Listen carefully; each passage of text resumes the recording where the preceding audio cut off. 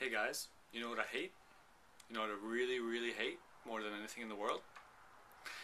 You're playing a song and you really like it and it's going good, and then your string breaks and then you have a Floyd Rose.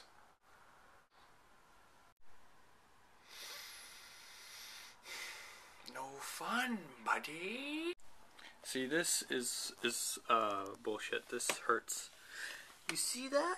You see that? That's an A string, buddy. Yeah, that's what it sounds like when a Floyd Rose string breaks and everything goes out of tune. Yeah, at least it's pretty, right? Right?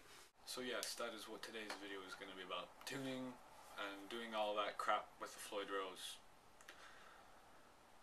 So let's get started. First off, you're going to need some tools.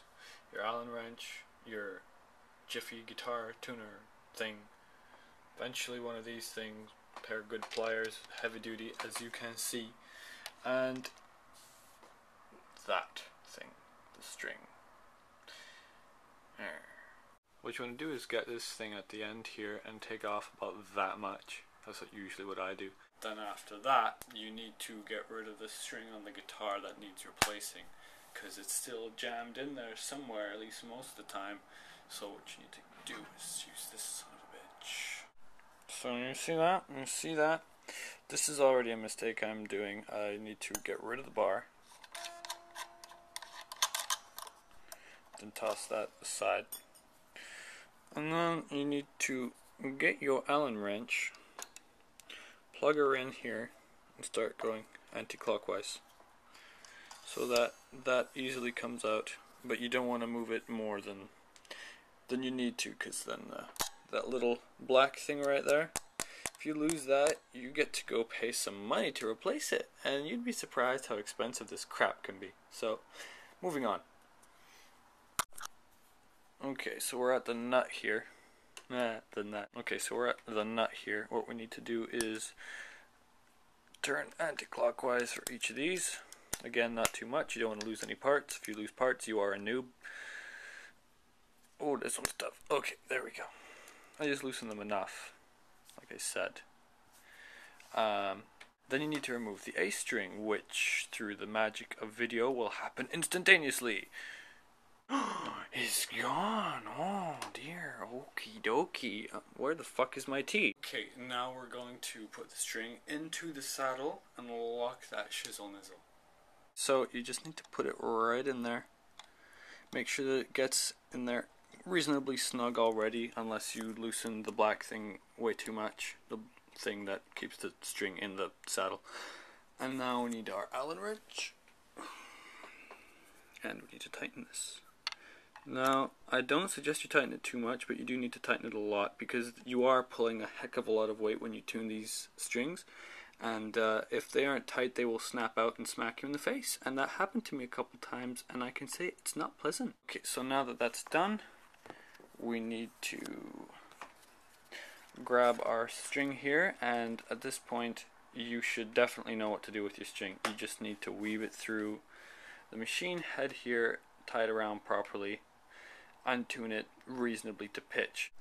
Okay, so remember to always do this. Do the little loop and do it like I'm turning the string this way, counterclockwise, because that is how all the strings are, and that's just how I did it, and that's the proper way, from inside dipping outwards.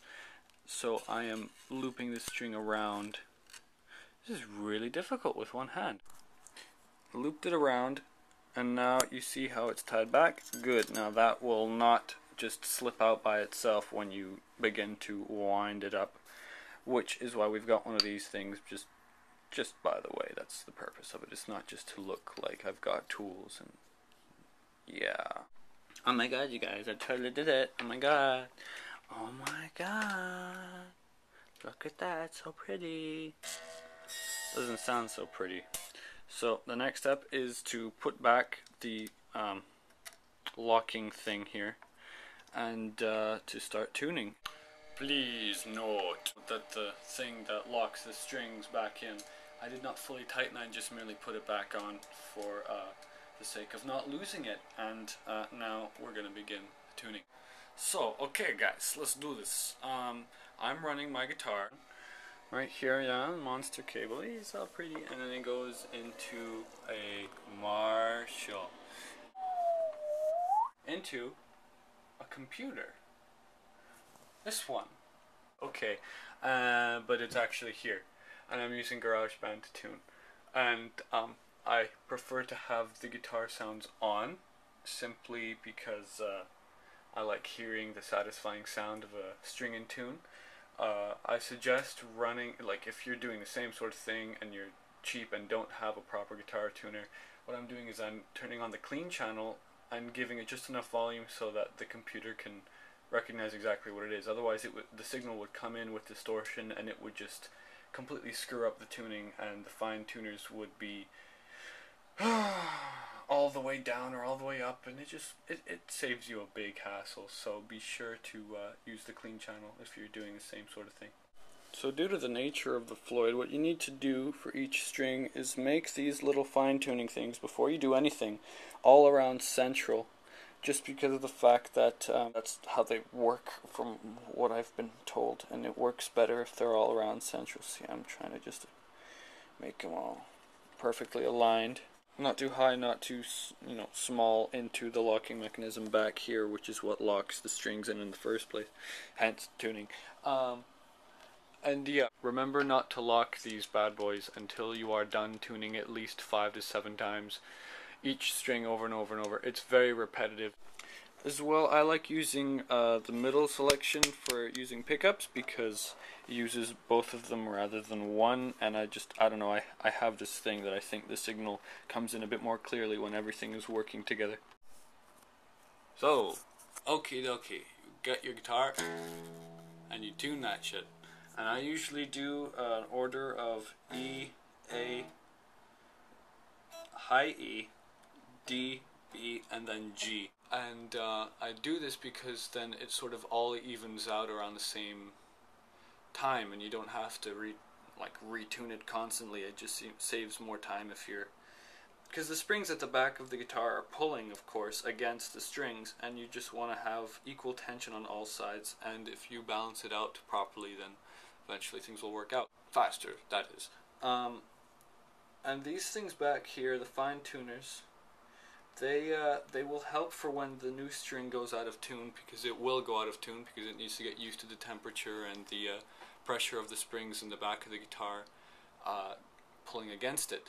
So in about an hour or so I will hear some significant changes in the string in terms of tuning, and I will have to retune it with the fine tuners. Now that doesn't mean that you unlock the nut. You never touch that once you lock it after you do the first tuning of the new strings and stuff. You never ever have to do that, and if you do have to do that, there was a mistake in how you tuned it the first time.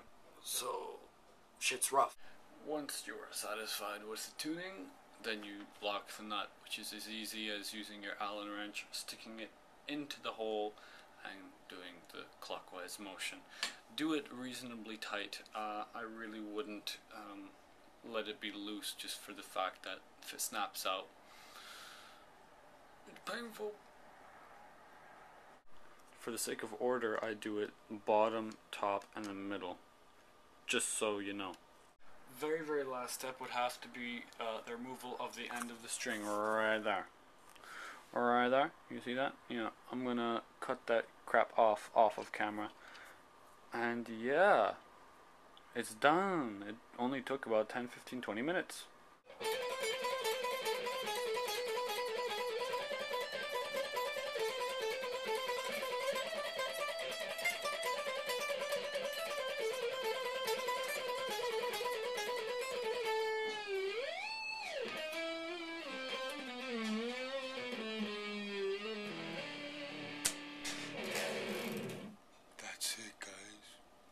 Oh, and don't forget to put on the whammy bar, the thing that seems like at the end of the day, not so important.